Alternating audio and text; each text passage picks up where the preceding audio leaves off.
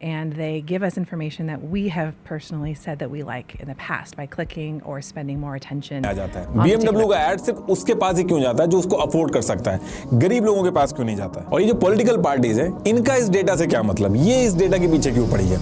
एक 800 साल पुरानी किताब ने सोशल मीडिया को 800 साल पहले ही प्रिडिक्ट कर दिया था।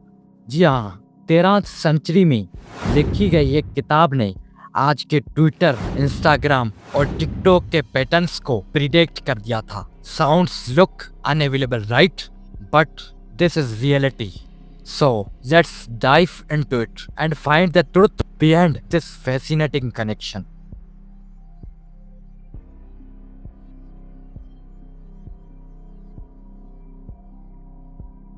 इब्न अल हशम एक अरब के साइंटिस्ट जो मैथमेटिशियन और फिलोसोफर था।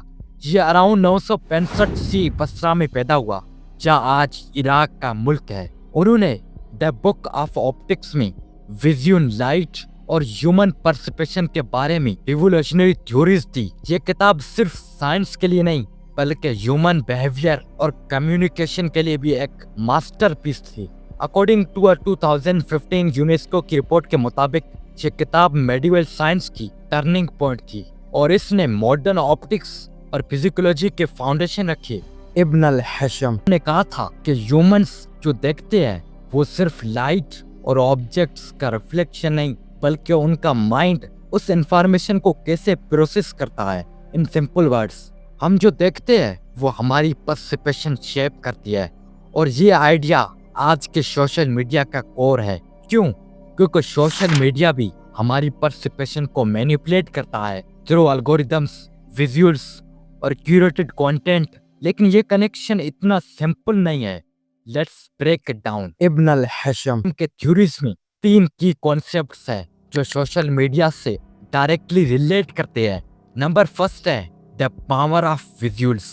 उन्होंने प्रूव किया कि visuals like image and light human brain को सबसे ज्यादा इन्फ्लुएंस करते हैं। और नंबर सेकंड पे है सिलेक्टिव परसेप्शन। हम सिर्फ वही देखते हैं जो हम देखना चाहते हैं या जो हमें दिखाया जाता है। और थर्ड नंबर पे है मैनिपुलेशन ऑफ अटेंशन। लाइट और विजुअल्स का यूज करके कोई भी हमारा अटेंशन कैप्चर कर सकता है। आप सोच रहे होंगे ये तो साइंस की बात है, सोशल मीडिया से इसका क्या लेना देना। सोशल मीडिया कंपनीज के ऊपर सिर्फ पॉलिटिशियंस को डेटा बेचने के ही एलिगेशन नहीं लगते, बल्कि दंगे कराने के भी allegation. Laid the foundations for modern cameras by explaining how our eyes work. I found a way of projecting an image onto another. हमारे एक पॉइंट को डिटेल में एक्सप्लोर करेंगे विद एग्जांपल्स, स्टैटिस्टिक्स और विजुअल्स के साथ।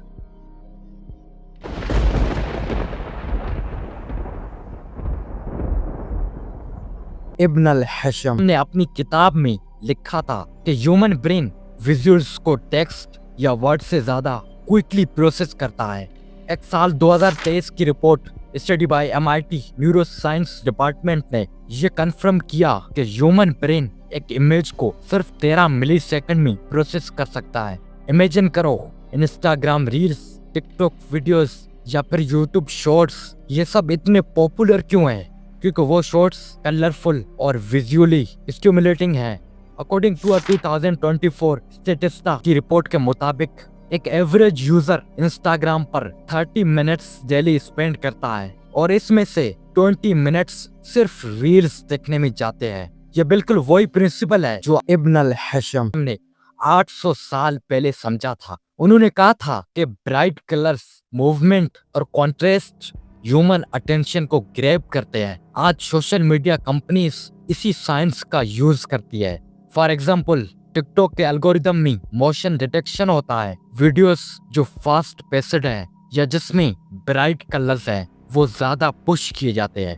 एक रियल वर्ल्ड एग्जांपल देखो, इन साल 2022 जब यूक्रेन और रशिया कॉन्फ्लिक्ट शुरू हुआ तो सोशल मीडिया पर वार के dramatic visuals like explosions, protests और इमोशनल मूवमेंट्स वायरल हो गए।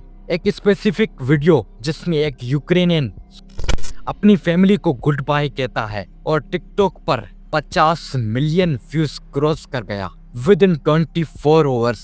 ये विजुअल्स इतने पावरफुल क्यों थे? क्योंकि उन्होंने इमोशन को ट्रिगर किया। और ابن الحشم के मुताबिक इमोशन और विजुअल्स एक साथ मिलकर ह्यूमन ब्रेन को लॉक कर देते हैं। लेकिन ये पावर का मिसयूज भी हो सकता है। सोशल मीडिया पर फेक और एडिटेड विजुअल्स भी वायरल होते हैं और लोग उन्हें सच मान लेते हैं। सवाल ये उठाता है, are we really in control of what we see online, या कोई और हमारी परसेप्शन को शेप कर रहा है?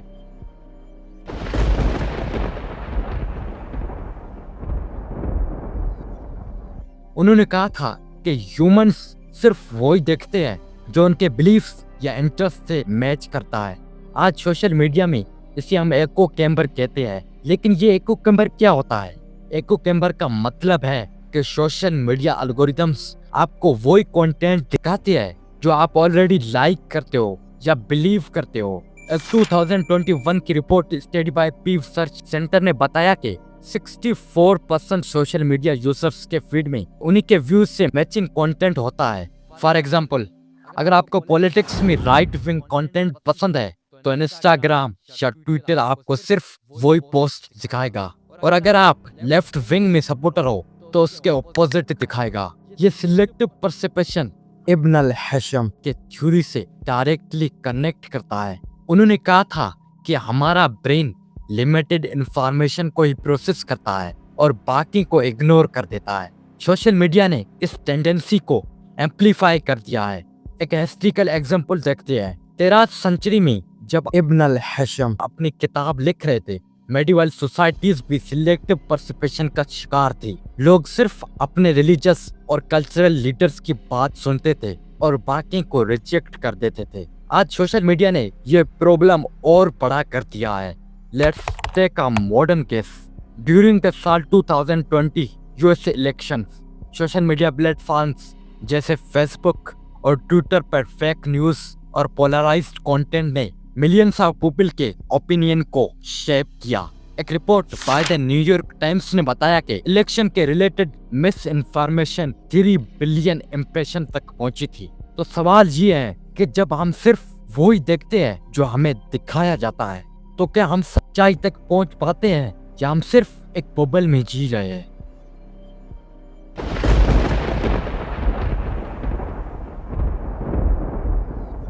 ابن الحشم ने कहा था कि लाइट और विजुअल्स का यूज करके कोई भी ह्यूमन अटेंशन को कंट्रोल कर सकता है। आज सोशल मीडिया एल्गोरिथम्स यही काम करते हैं, लेकिन कैसे?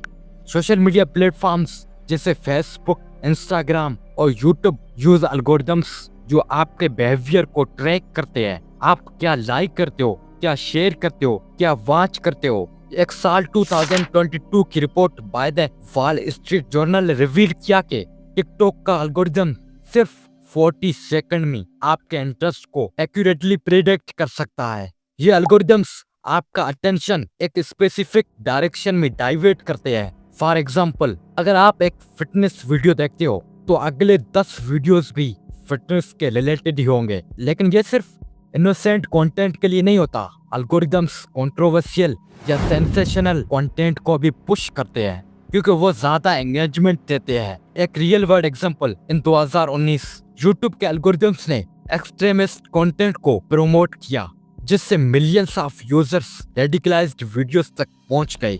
एक स्टडी बाय graduation ने बताया कि YouTube के रिकमेंडेशन ने एक्सट्रीमिस्ट कंटेंट के व्यूज को 70% इंक्रीज किया था। ये बिल्कुल वही है जो ابن الحشم ने कहा था। लाइट और विजुअल्स का यूज करके अटेंशन को मैनिपुलेट करना। Social media companies billions of dollars invest करती है टू कीप यू हुक्ड। लेकिन ये मैनिपुलेशन हमें कैसे अफेक्ट करता है? मेंटल हेल्थ इश्यूज, पोलराइजेशन और मिस इन्फॉर्मेशन, ये सब इसके साइड इफेक्ट्स हैं। So what can we do about it?